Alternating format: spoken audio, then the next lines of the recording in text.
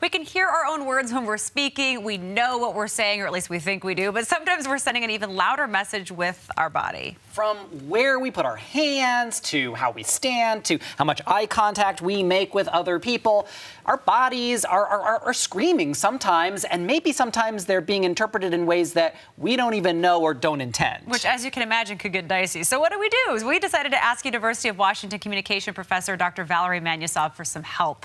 So thank you. We need it. Yes, we do. My pleasure. We all do. We all need it.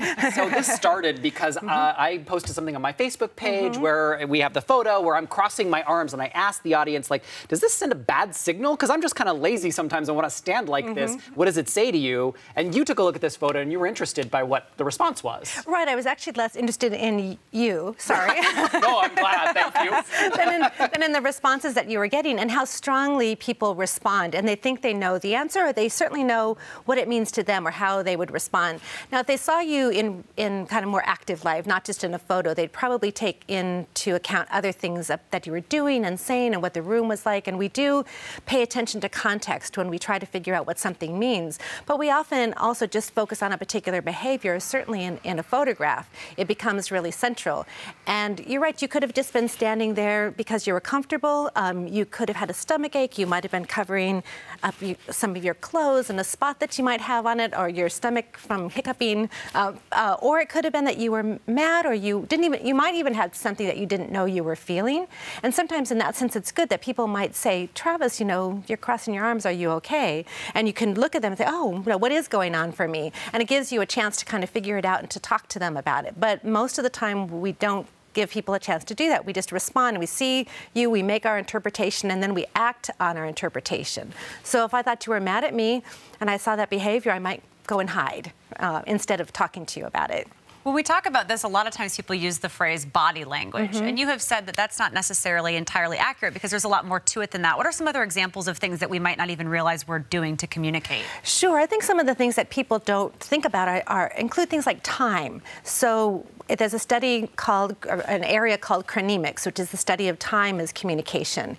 And when you give a lot of time to somebody, you might also send the message that you care about them or what they're saying is important. If you show up late, they might interpret that as you being rude as a person, or that they're not as important to you. So even how quickly you respond to a text can be a form of that kind of communication. But it can be other things too. It can be how you're orienting your body toward or away from somebody else. It could be all the different kind of facial expressions that we have. It can be aspects of our tone of voice. It can even be things like smell, and touch is a really important part of that as well. So many different kinds of cues. Even the objects that we have in our homes or that we carry around with us can be potentially meaningful and communicative. One of the things that I tell people who want to get into this business is take home some scripts, read the scripts, and look at yourself in the mirror. And you might be thinking that you're saying, I'm happy with your eyebrows, and really, when you see yourself in the mirror, you look like you have to go to the bathroom. People don't always know what they're projecting. No, and even when we can hear our words, but we can't actually hear what we sound like. So one of the things I will sometimes say, if there's something really important, we can't think about all of our behaviors all of the time, and we actually shouldn't, because they can be a reflection of who we are. That's really important aspects of our identity. And we don't want to mold ourselves to what everybody else wants of us or expects of us. But sometimes there's certain things that we do, or at least in a particular context, that can be a problem. So if we're going to have an interview, or if we're meeting our partner's parents for the first time, and it's an important moment, it's worthwhile sometimes standing in front of a mirror, and if you don't have a camera to watch yourself, but to stand in front of a mirror and kind of watch yourself and see what you do, or to ask someone who's really trusted to give you feedback and say that you really want to hear, is there anything that I do that sort of distracts you or that makes you think something, even if you know it's not true about me? So asking for and really taking feedback, or looking for opportunities to kind of watch and pay attention to yourself,